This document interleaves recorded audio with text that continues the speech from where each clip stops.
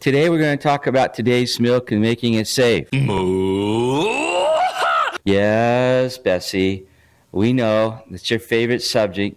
We're going to talk about safe milk for your baby and for the human kids too. So go over and chow down a little bit, and then we'll see you after a bit. This is our customer, the children.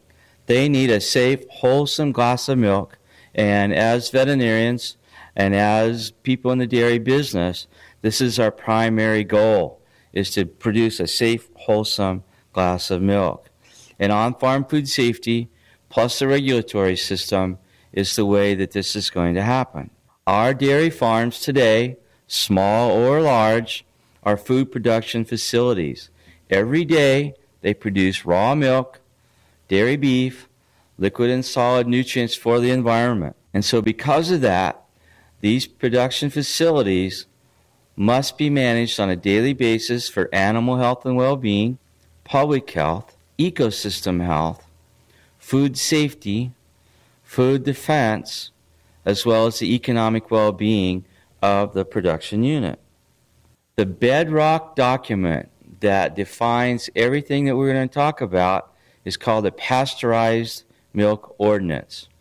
You can look this up on the internet and find the full copies of this document, and I encourage you to go do so. But the Pasteurized Milk Ordinance defines what milk is and the different milk products. It prohibits the sale of adulterated or misbranded milk and milk products. It requires permits for the sale of milk and milk products at the farm level, at the processing plant level, at the transportation level, and at the retail level, all the way through the food chain. It regulates the construction and inspection of dairy farms and milk processing plants. It provides regulations regarding the examination, labeling, pasteurization, processing and packaging, distribution, and sale of milk and milk products. This is the document that's a national document that covers and is adopted by all 50 states and municipalities. The inspection of dairy farms, tanker trucks, and milk plants are all covered by the PMO.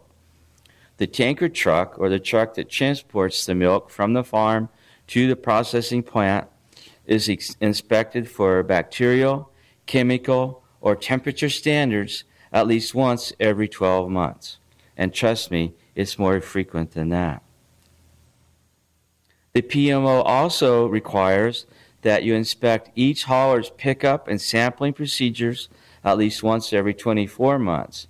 In other words, make sure that they're loading and unloading the truck appropriately.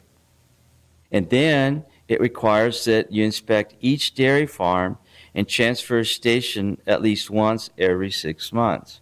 So they go on the farm and look at the process, and they look at the milk transfer stations as well.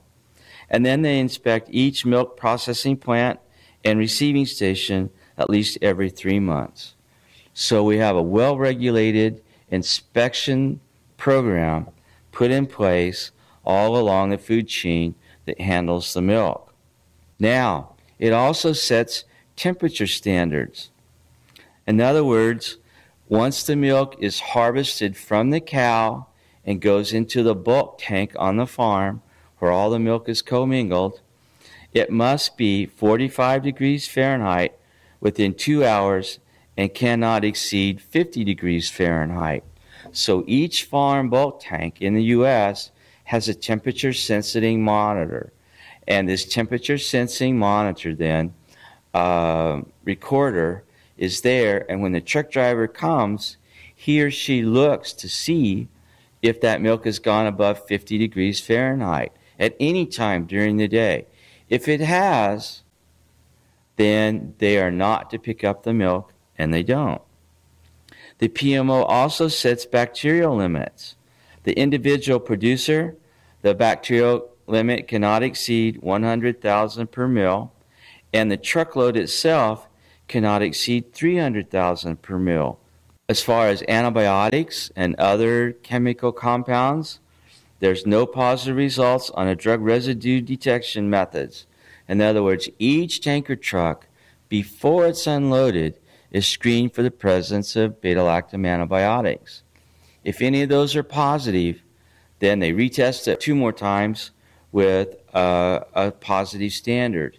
If either one of those 2 remaining tests is positive, then that milk is not unloaded from the truck and is taken back to the dairy farm where it's designated with a blue dye and then discarded, so it never enters the food chain.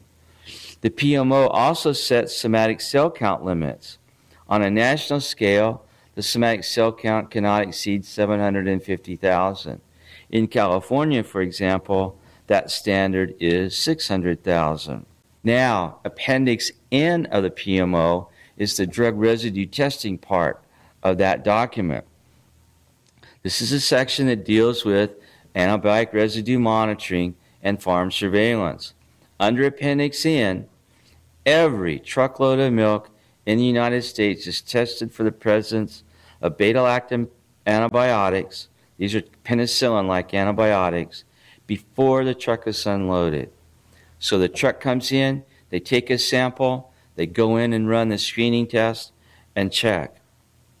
If the screening assay is test negative, then the milk is allowed to go into the system. Again, if it's positive, then they test it 2 more times with a positive control.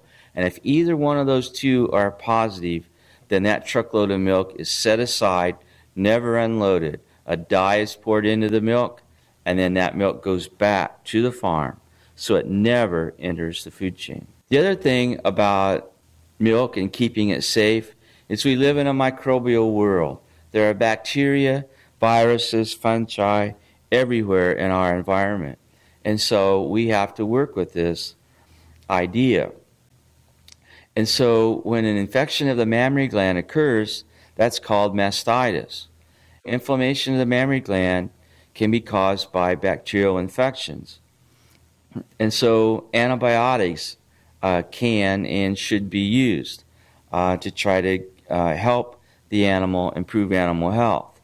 But there are a few misconceptions about antibiotics that we ought to talk about a little bit. Number 1, no antibiotics are ever used in the feed of lactating or dry cows. Never. They're never put in the feed. It's not allowed, it's illegal, and we already talked about the milk is screened every truckload, every day, every farm. So if the antibiotics were in the feed, it would show up in the milk, it would be caught, and the milk would never enter the food chain. Antibiotics may be used to treat mastitis or infections or inflammation of the mammary gland, as well as uterine infections after calving, foot problems, or pneumonia. Antibiotics are to be used according to their proper dose, their proper route of administration, the proper duration of therapy, with the proper length of milk and meat withdrawal times.